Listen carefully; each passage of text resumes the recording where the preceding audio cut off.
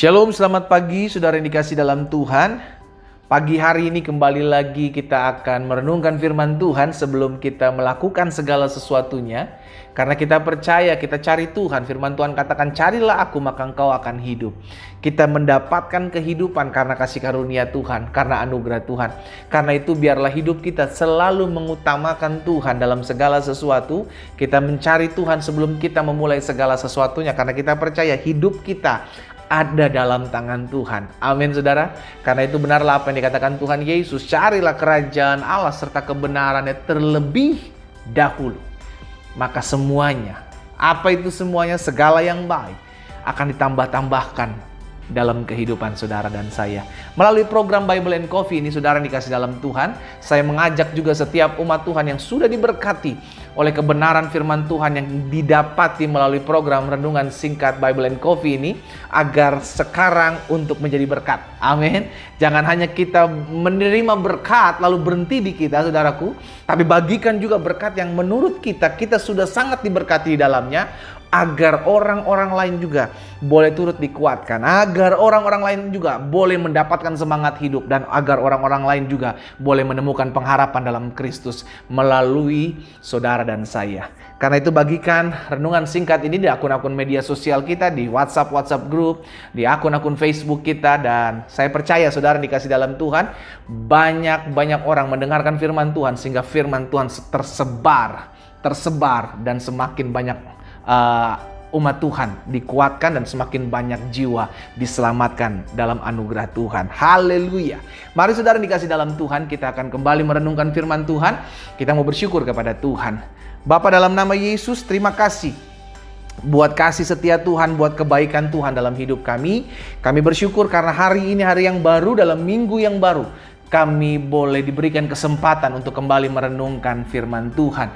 Karena itu Bapa yang baik, sampaikan sesuatu bagi masing-masing kami. Urapi kami dengan roh hikmat dan wahyu, sehingga kami mengerti akan kebenaran, dan biarlah kebenaran ini yang memerdekakan kehidupan setiap kami. Dalam nama Yesus Tuhan, kami berdoa. Haleluya. Amin, amin, amin. Saudara dikasih dalam Tuhan, kita sudah ada di minggu yang baru, di hari Senin ini. Karena itu kita belajar bersyukur buat setiap keadaan yang terjadi. Amin saudara. Apapun keadaan yang terjadi, kita percaya Allah turut bekerja dalam segala sesuatu untuk mendatangkan kebaikan dalam hidup kita. Nah, di dalam Kejadian pasal 22 ayat yang kedua, gampang sekali diingat ya, Kejadian 22 ayat 2. Tuhan mengizinkan sesuatu terjadi dalam kehidupan Abraham. Ketika Abraham sudah menantikan begitu lama apa yang Tuhan sudah janjikan untuk mendapatkan keturunan, saudaraku, ketika sudah dapat, Tuhan minta. Dan perkataan ini, saudara yang dikasih dalam Tuhan, bisa menjadi sebuah pembelajaran dalam kehidupan kita. Coba kita lihat sama-sama Kejadian 22 ayat 2 ini.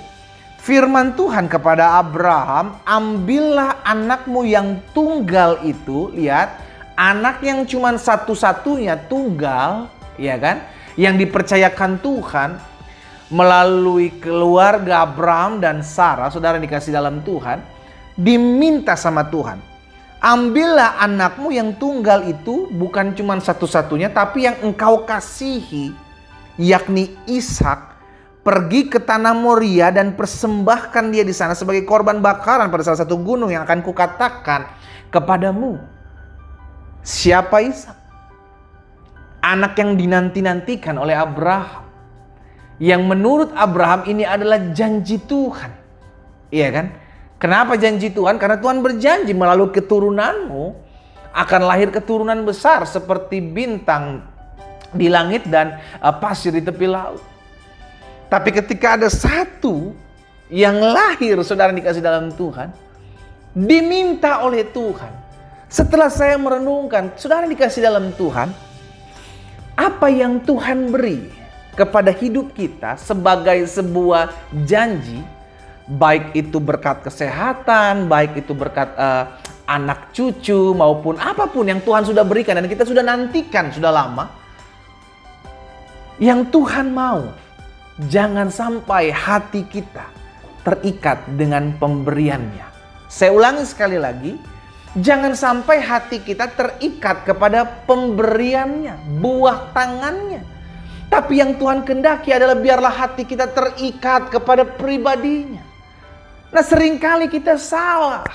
Kita mulai terikat dengan pemberian tangannya. Kita mulai terikat dengan hadiahnya yang diberikan kepada kita sebagai bentuk kasih. Sehingga akhirnya kita bermain-main terus, membuang-buang waktu terus dengan pemberiannya. Dengan pekerjaan yang diberikan kepada kita, baik dengan berkat-berkat yang diberikan kepada kita. Sampai kita lupa bahwa kita harus melekat kepada Sang Pemberi. Sampai sini ngerti ya saudara ya? Inilah yang Tuhan murnikan di hati Abraham. Makanya firman Tuhan bilang, ambil anakmu yang tunggal itu, bukan cuma satu-satunya, tapi yang engkau kasihi. Tuhan gak mau ada yang kita cintai, ada yang kita kasih melebihi kita mengasihi dan mencintai Tuhan. Allah kita adalah Allah yang cemburu. Kenapa? Karena Dia mau hati kita. Dia mau sepenuhnya hati kita.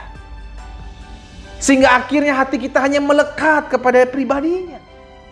Itu sebabnya suatu kali ahli-ahli Taurat dan orang-orang Farisi menanyakan kepada Yesus, hukum mana yang terutama? Dalam Markus pasal 12 ayat 30, Yesus bilang begini saudara, kasihilah Tuhan Allahmu dengan segenap hatimu, dengan segenap jiwamu, dengan segenap akal budimu, dan dengan segenap apa?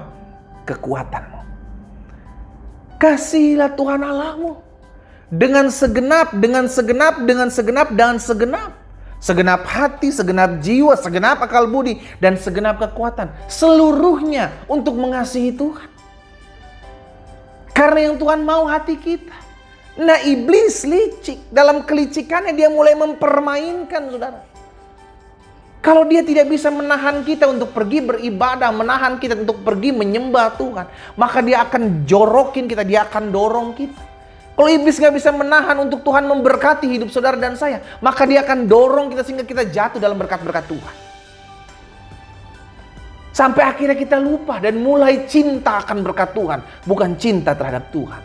Wah, hati-hati. Jangan sampai kita mencintai buah tangan Tuhan melebihi daripada hati Tuhan.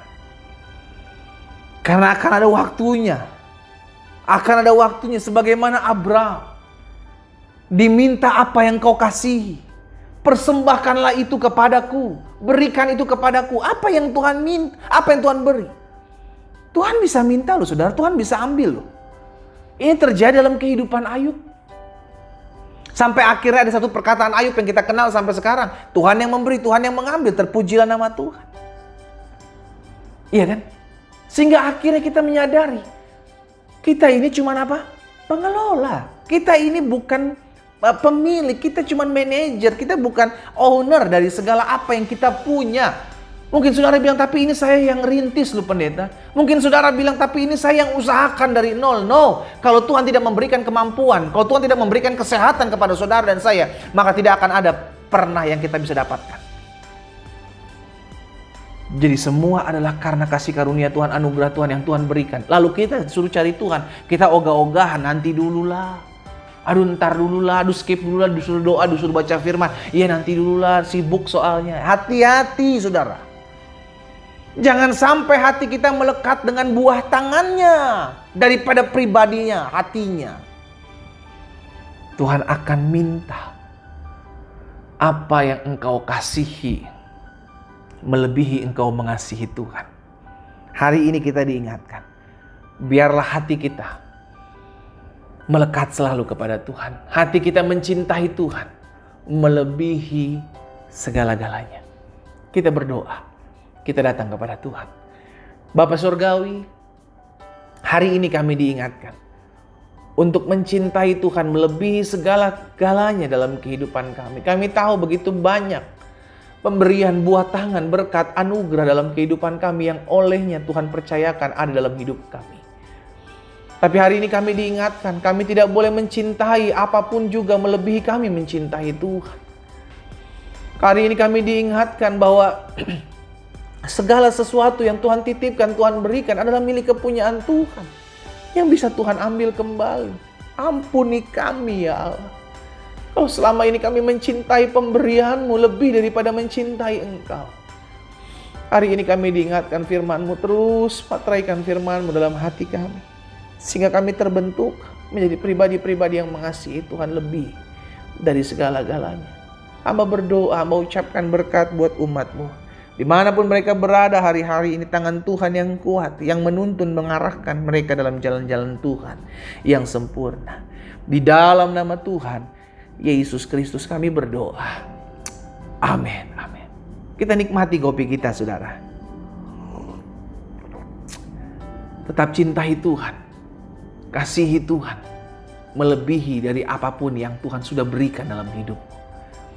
Karena pribadi terlebih penting daripada pemberiannya. Tuhan Yesus memberkati kita.